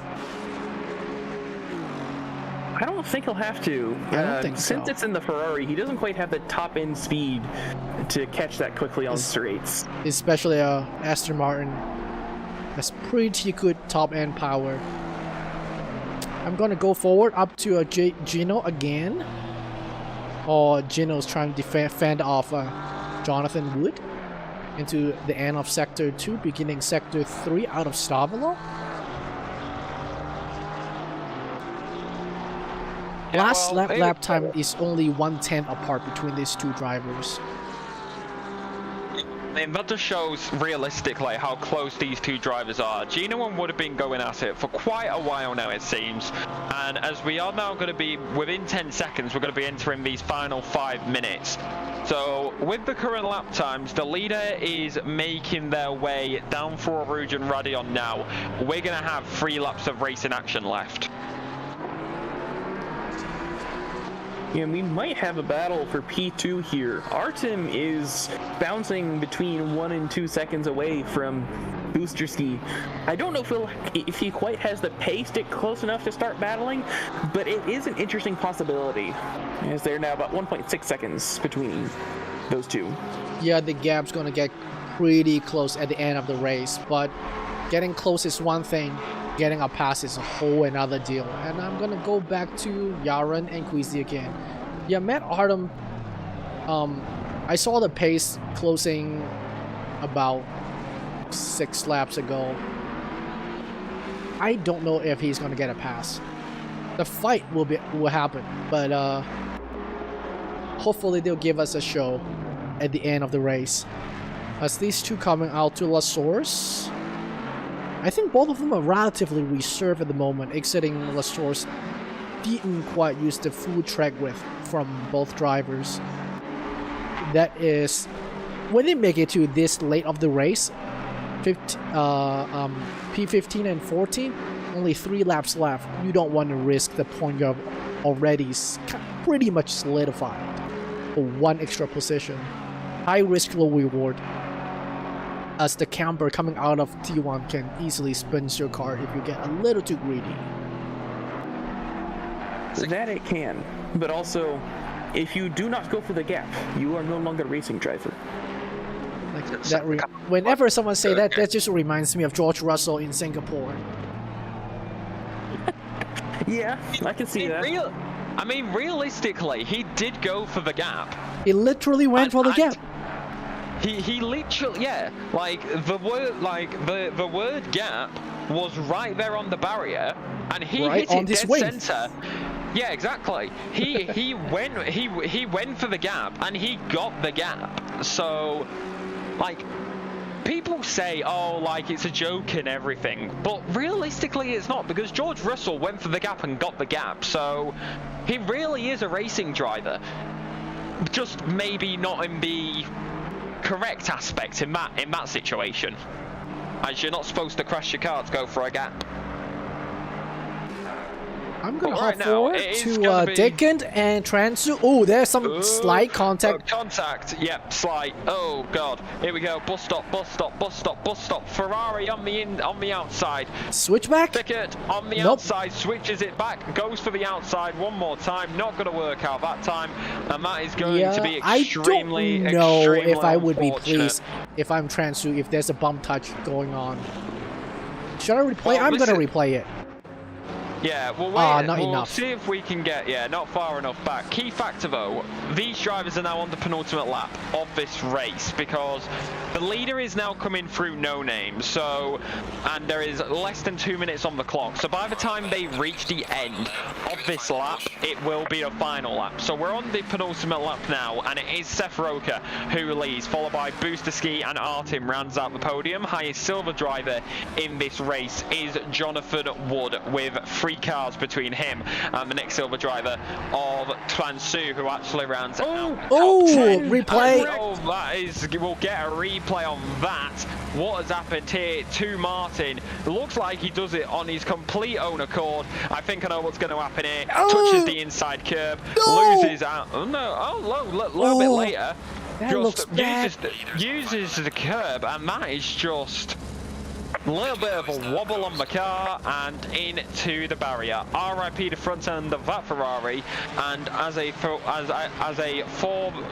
former Ferrari driver, now switch for the Lambo. Yes, I know I'm switching between Italian engineering, as that is going to lose out to the Ford Mustang with no surprise, because the front end of that Ferrari being damaged like that, you are going to be losing so much time. With that kind of bang on impact, I pretty sure he has suspension damage aside from the aero, and this is definitely way too late to pit. He's just gonna have to suck it up one more lap, so he's gonna be a long lap, maybe a 2.5 minute laps easy with that kind of damage. Well, I know a way we can check if he has suspension damage. Let's go to the PIP and let's see if we can get helmet cam from that Ferrari, because if we can, we will be able to see what his wheel is like, and the way it's going, I would say it's straight. Yeah, it looks like it's straight, so definitely, most likely just the aero.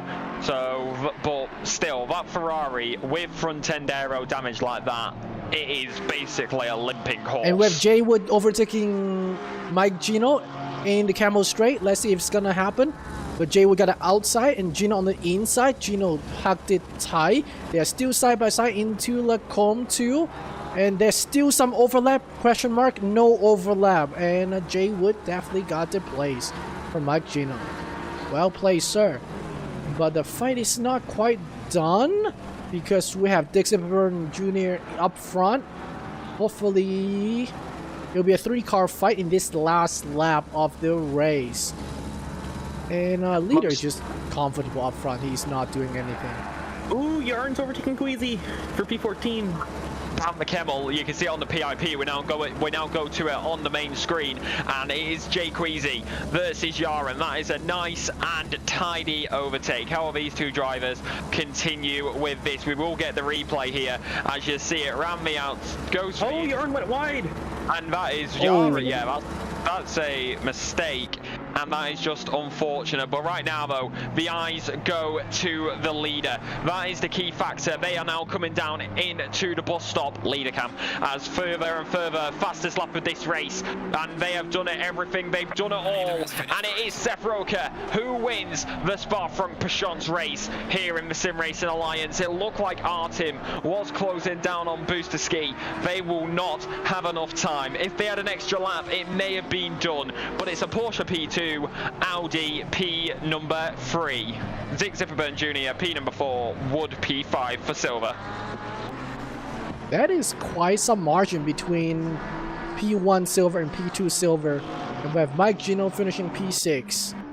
And Steven Dutton coming into Blanchimont and bus stop looking lonely.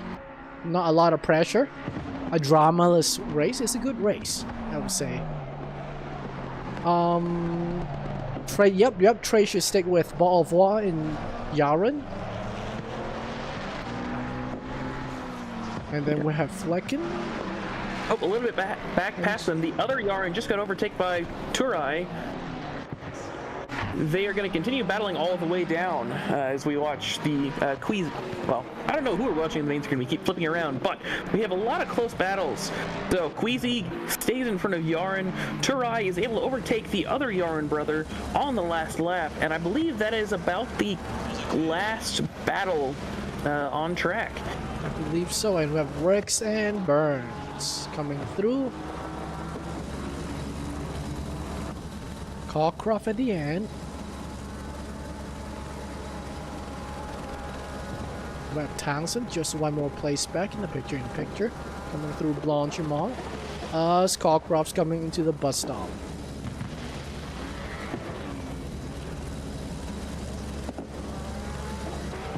Yeah, so the last of the drivers are coming around the circuit now, but that's how you do a race, ladies and gentlemen. That is Spa for you. And the last of the drivers are coming around now. It's going to be Rudderham and Rigatoni. The hashtag Protect Rigatoni gang will, well, through I should say, as all the Porsches decide to line up with each other, it seems. And that is going to be that. The timing is done. It is Roker who won with the fastest lap. Then it is Booster Ski and Artem rounds out the podium. Wood is the top silver driver, so we shall wait and see. We're going to see if we can get P number 3 of Artem in for an interview. Whilst I wait and see, Trey, Cube, what do we think of that race? It was a pretty good race. Once we got through the opening murder scene that was the Camel Straight, not too many big wrecks outside of obviously the first big one, I think. A lot of good action, but yeah, pretty good race for my first time in D3 box. I like the near end fight with Artem and Busterski. The prediction was good. The fight was good. They were within half a second, so that definitely. I want if Busterski slow down a teeny bit, just leave a little more margin in his driving. So he's hanging onto that podium, second podium, nice and solid. Because he was allowed to just bleed his delta a teeny bit and then defend when he needs to.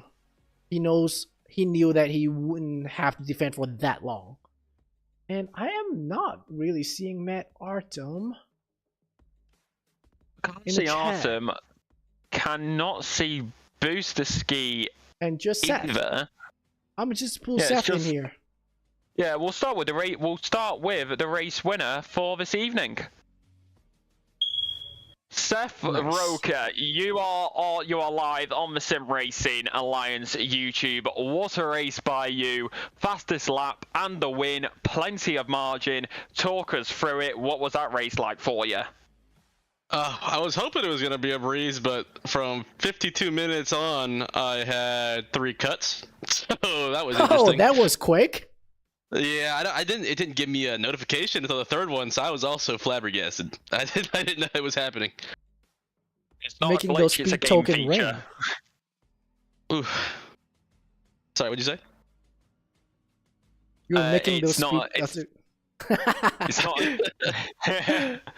Well, yeah, well, to be fair, you were talking about that, the track cuts. What was it like out there with your trusty Aston Martin?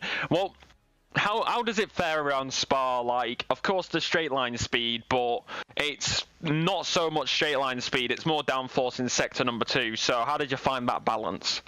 Yep, so actually, we made a big change today, which was probably not the best idea, but realized our wing with the setup we had was maxed out, and so we were losing like 3/10 overall because of the straights, and so we took it down a little bit, and that got us a little faster, which you'll see on the leaderboard. That's why I got like 3/10 or something on the leaderboard with the hot lapping. So that helped a lot. I didn't really have to worry about getting attacked except in the first few laps because this thing sucks getting off the line. So I think it was Krawczyk got out in front of me, and then Artem got up there. So I was just trying to bide until I could get the straight and get the draft because I knew I had the straight line. And I got lucky. There was a little incident, and then I got through. And from there, it was just about don't make any more cuts. So you'll see I backed off the pace like at the second half of the race. I was like a whole second down every lap, just making sure I didn't cut like a rouge and such.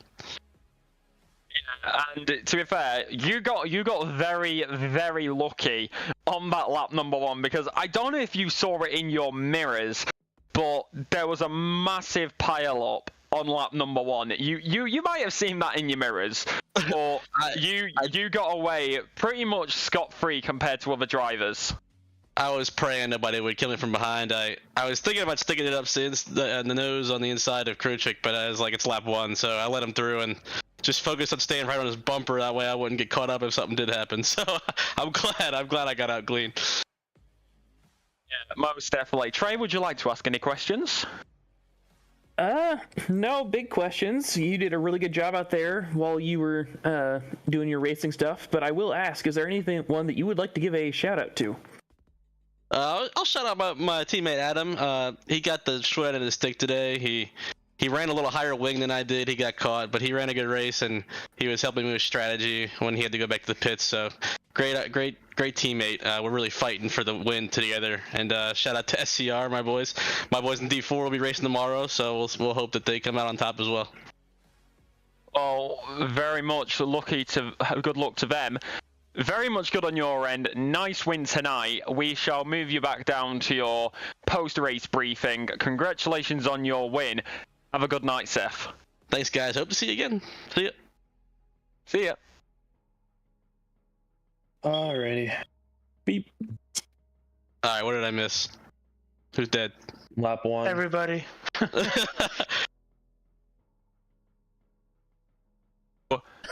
Welcome back, you. There we go. Welcome back. Misclicked. Misclicked. Right, so next up, we are going to get P number 2, as he has now appeared. They do have the mic muted, so I don't know if they will speak or not, but we'll see if they will be up for one. Let's bring in P number 2, Jacob Boosterski. Jacob, you are live on the Sim Racing Alliance YouTube channel, and welcome to the commentary booth. How was that race for you? It was okay. It was pretty spicy. I was trying to survive the first half. I think the key for me was to try and qualify in top 10, which I was able to do luckily. And then, I avoided all the mayhem, I guess. I don't know. Was there any major incidents on the first lap? There absolutely was. Yes. Yeah, so I just posted it to the D3 chat and Discord, but there was quite an incident after Radion. Of course, anyone watching can zoom back to about an hour, 8 minutes to go watch that. But, Nice. Yeah, I'll definitely check it out. But yeah, no, it just I caught the rhythm and just stayed consistent and got lucky a few times. You know what I mean? So yeah, I ended up in P2. So yeah, I'm happy about that. So Yeah, I do have a well- question for you. Matt was catching you near the end. Did you leave some pace at the end? You know what? There was a car in front of me that was a lap down because I had built up over a 2-second gap. Yes. And there was a car in front of me, and he just would not let me by. And I can't remember what the name of that turn is. It's a fast left-hander. I thought he was gonna let me through. Yeah, let me through in front of it, but he didn't. So I almost lost it around that corner, and I lost like almost a second right there. And he started catching up to me. From there, it was just damage control because I think my rear tires got a little bit overheated. So I was trying to just damage control. So he caught up to me at the very end. But yeah, it was. I guess he ran out of time. I was lucky that way. Yeah, well, a key thing as well, actually, going from us thinking of next week, or unless we have a mid-season break, which I don't. We do have a week think... break. Oh, yay! I So forgot it'll be about 2 that. weeks. Yep. Yeah, so in 2 weeks, so in 2 weeks' time, it is wet and it's Hungaro Ring. Very different to Spa. How do you think that's going to fare up? I like that circuit, but I don't think I've ever driven it in the wet, so that's going to be interesting. I don't mind wet; it really evens out the field, so I guess anybody can do well. Yeah, fair enough. Cube, I'll let you ask what you were going to ask. Oh, not much. Since you said you don't have much experience in the wet, do you think you're gonna qualify? I know some folks like to just not qualify when they are in the wet race to avoid the massacre that we had today. So what I meant by that, I don't have experience in the wet on that circuit. I have experience driving in wet I see. races, which I don't mind at all. But not that specific circuit. So it's just gonna have to. Thank God we have those 2 weeks, so I have time to start practicing. So we're gonna be expecting you again, yes? Oh yeah, for sure. I don't plan on missing any races. Well, that is fair enough. Before we let you go, is there anybody you would like to give a thanks to? Thanks to. Yeah, you caught me off guard on this. I can't really think of anyone. You know what? My brother always cheers me on. He's on D4, so he was cheering on me tonight. So, yeah, good luck tomorrow. Well, fair enough. We shall let you go. Congratulations on your P number 2. We shall move you back down to your post-race briefing, and we shall see you in 2 weeks' time at the Hungaroring. I guess take it easy. Have a good one. Bye. All right. And the other two are not. The other two are not in. We are unable to drag the other two in. So that is going to be it for tonight. Cube, Trey, what a race. Pretty good. It was quite the race. A lot of good fight, and a lot of fight that is sustaining even after some position trades. So that was fun to watch, and also fun to watch lap 1. I would say the massacre happens later than I thought, which is good, but it looks like there were quite a few cars get caught up, like 10 cars, I would say, that piles, looks like. And we have at least 2 or 3 RTG. Well, I'm not surprised. It does happen. Trey, what are your thoughts on that? Pretty much the same. A lot of good fights.